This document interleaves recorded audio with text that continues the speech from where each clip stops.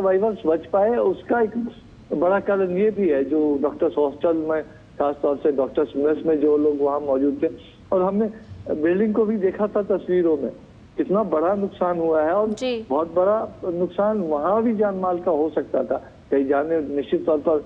वहाँ भी गई है, लेकिन ये संख्या काफी बढ़ सकती थी अगर जो पूरा रिलीफ रेस्क्यू ऑपरेशन उसमें और भी देरी होती, तो उसकी वजह से भी कई जानें बची होंगी। तो निश्चित तौर पर पूरी परिस्थिति को समझने की कोशिश,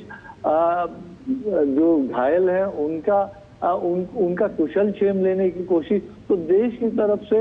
एक तरह से जो एक बहुत बड़ा घाव है, खासतौर से परिजनों, तो एक घाव देश की तरफ से उस घाव पर मरहम लगाने की कोशिश, और साथ ही साथ वो जो देश की तरफ से संवेदनाएं जताने की कोशिश की। आज देश का प्रधानमंत्री खुद ये जो पूरा घटना हुआ है उसको लेकर गमगीन तो है ही, लेकिन इसके घटनाक्रम के बारे में पूरी डिटेल इन्वेस्टिगेशन हो, पूरी जानकारी सामने आए, एक थॉरो साइंटिफिक इन्वेस्टिगेशन हो, ट्रांसपेरेंट तरीके से हो, और एक टाइम फ्रेम में हो, तो उसके लिए अपनी बाबत निर्देश देते हुए, और जब अस्पताल में जाकर उन्होंने घायलों से मुलाकात की है, तो जरूर एक भरोसे का हाथ प्रधानमंत्री मोदी की तरफ से दिया गया है। वो तस्वीरों में भी हम देख रहे हैं, और कि आपको पूरे इलाज की सुविधाएं मिलेगी, पूरा ख्याल रखा जाएगा, और उसके बाबत अपनी तरफ से डॉक्टर्स को भी, सिविल अस्पताल के जो प्रबंधकों को भी पीएम मोदी निर्देश देते हुए नजर आ रहे हैं। और हम अपने जब बात की इन्वेस्टिगेशंस की, तो जरूर एक तरह से AAIB जो एयरक्राफ्ट एक्सीडेंट इन्वेस्टिगेशन ब्यूरो है, उन्होंने कल ही से अपनी जांच शुरू कर दी है। जो इम्पोर्टेंट उपकरण होते हैं, चाहे फ्लाइट डाटा रिकॉर्डर हो, ब्लैक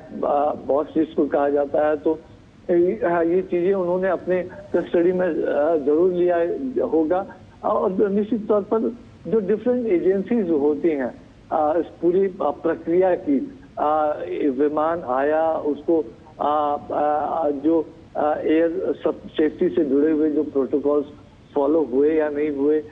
उसके बाद किस तरह की पूरी स्थिति रही, ATC से जो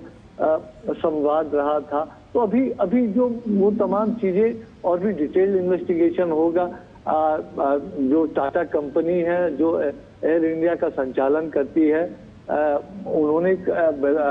पूरे सहयोग की बात कही है। बोइंग की तरफ से भी पूरे घटनाक्रम में जो उनकी टेक्निकल टीम है उसकी तरफ से पूरे सहयोग की बात की गई है, जो एक इंटरनेशनल प्रोटोकॉल के हिसाब से पूरी प्रक्रिया आगे बढ़े, तो उसकी कोशिश जरूर रहेगी इसमें।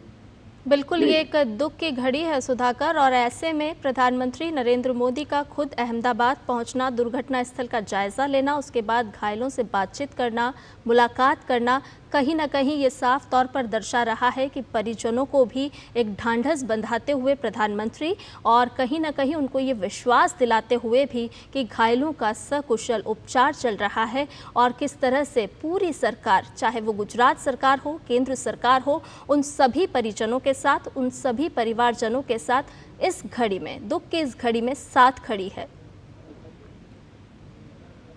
बिल्कुल बिल्कुल।